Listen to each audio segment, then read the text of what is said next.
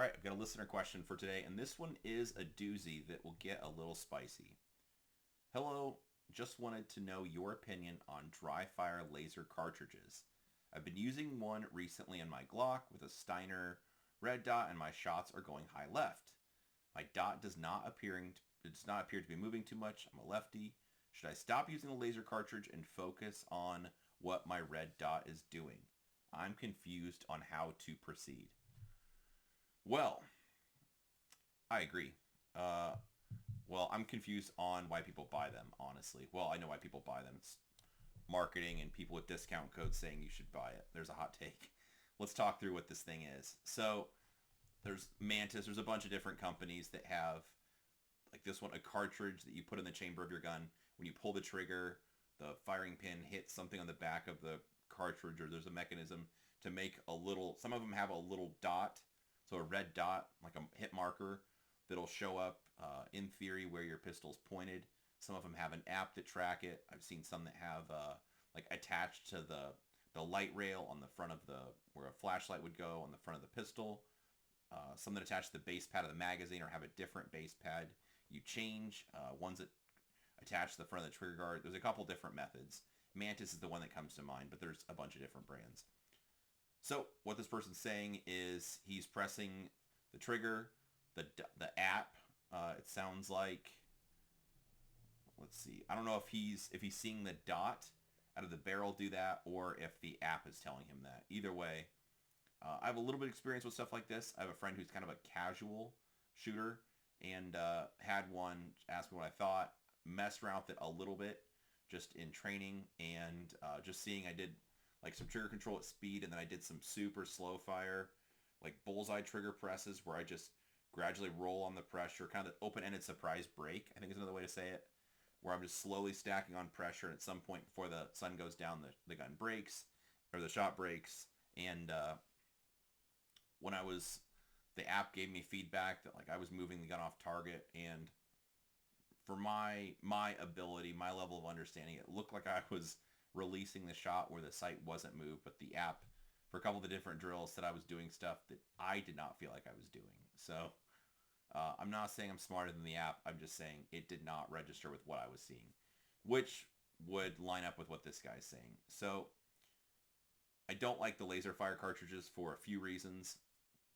One, I don't like anything that actually projects or casts a little spot or a little dot or a red beam on your target. People start to look for those, which is a bad thing. It'd be kind of the equivalent to looking for bullet holes. So I don't like anything that casts or a laser or has a little like dot show up on your target. The Mantis pistols, I know I used to do these. I would just disable that part or put tape over the front of it so you'd get the weight or trigger press, but not actually having a laser show up anywhere. Otherwise, like I said, any of the apps, like the motion sensors, the trigger, any of that kind of stuff, I found them to be not a good representation of what I felt like I was doing at the time and a bit gimmicky. So I've also seen like top shooters recommend these things or say this is why they're as good as they are.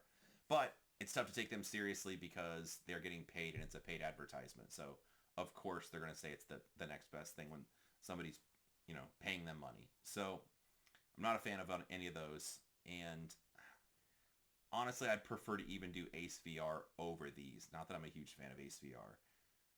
For ACVR or just any VR training, I feel like there's such a disconnect between doing real training with it.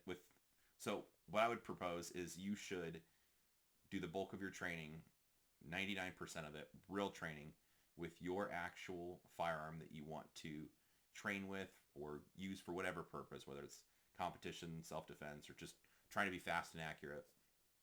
You should train with that actual pistol in your real holster, magazines loaded with dummy rounds, so bullets in a case but no powder or primer, so no accidental discharges are possible, or they make magazines that are weighted, so it have the same feel of a real magazine or real loaded magazine, which is important if you want to do magazine changes or just drawing your gun from the holster, especially high cap mags. That's going to change the weight of it quite a bit, so it's important that you get used to drawing a realistic weight.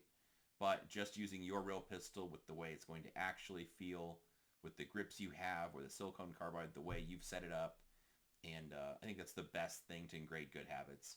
And then while you're doing that, you should be kind of perpetually dissatisfied.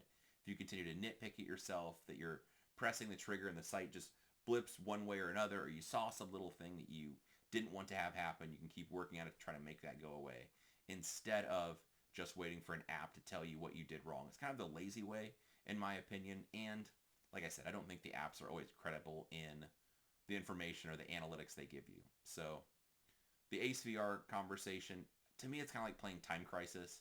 So, and also everyone that's slinging that has a discount code. So I sound like a hater, but it's tough to take anybody seriously that's getting paid for telling me that I should buy it. I have a friend that has one, and I have tried it. I don't own one. But it was fun. It was like playing Time Crisis or even Duck Hunt if that rings a bell more than Time Crisis. But any of the light gun style games, Area 51, Magnum Force, or no, was it Lethal Enforcers back in the day. But any of those kind of those light gun games are fun to play, but I would not say playing Lethal Enforcers in the arcade or Time Crisis was real training. It was just something gun related that I had a good time doing with my friends. Or you have ACVR, you could do it at home. If that's a way that engages you in practice, or maybe you think you're working on some vision skills or whatever, if it's fun for you, that's awesome. But I see it more as just something fun to do with the guys, not legit training. So if you want to do real training, it should be with your actual pistol that you want to do well with, weighted dummy magazines, that the pistol itself feels the way that your real gun does. You have your real rig holster. You could use Pro Grip or whatever grip enhancer you use to dry out your hands. So everything feels as real as it will be when you're firing live ammo. Otherwise, like I said, well, the other problem with ACVR is there's too much of a disconnect. I see posts where like promoting this person's fired 250,000 rounds in ACVR, but you watch them shoot and they're still in B class. There's too much of a disconnect there. Because if you just fired 250,000 rounds or 100,000 rounds, you'd think there would be an improvement, and it's just, I realize it's like a hater, but it just doesn't seem to be there. So people work hard for their money, and I feel like that's kind of a snake oil kind of thing, especially the discount code stuff, where people are promoting how good it's going to make you at shooting, but the math doesn't seem to check out. However, if it's something fun to do with your friends that you want to just hang out with the guys and do, like competing head to head in ACVR or remotely, like, I jammed up this time, let's see if you could do it, like something fun to do, I totally get it. And if I had one, I would play with it. I think they're cool. I'm not suggesting it's replacing actual dry fire training with a real pistol in your dry fire area that you should be doing. In a perfect world, 15 to 20 minutes a day, 3, 4, 5 days a week. So anyway, that's what I got for you. For this person asking the question, I would just go back to dry fire with a real pistol and not use the app. Oh, a fun little story.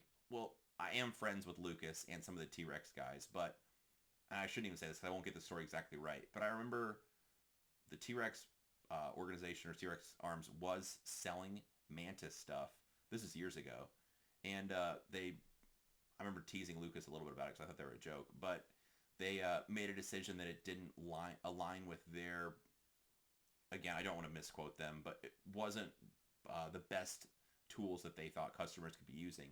And I remember they made some kind of an offer where you could, it was like if they would sell it to you for cost, they'd refund you whatever margin they made on the product, just because they felt strongly about making sure that they were giving their customers the right stuff for training. And they did not think, I believe it was Mantis, was a good fit for people if they wanted to be fast and accurate. So anyway, I respected that because they were willing to refund the money they'd made just because they like, giving people the best information, the best material to be good at shooting. And like I said, whether it's a VR, Mantis, any of the other kind of apps, it'd be something fun. If it's something fun for you to do, or it gets you to practice, that's cool. Just, I don't have any illusions that it's going to recreate the issues that are happening with real dry fire daily. So anyway, that's what I got on this subject. Hopefully that's helpful. If you have any questions, feel free to drop them below. Any comments, like, share, subscribe, I guess, if you want. Either way, it's fine. But in any event, I appreciate you watching.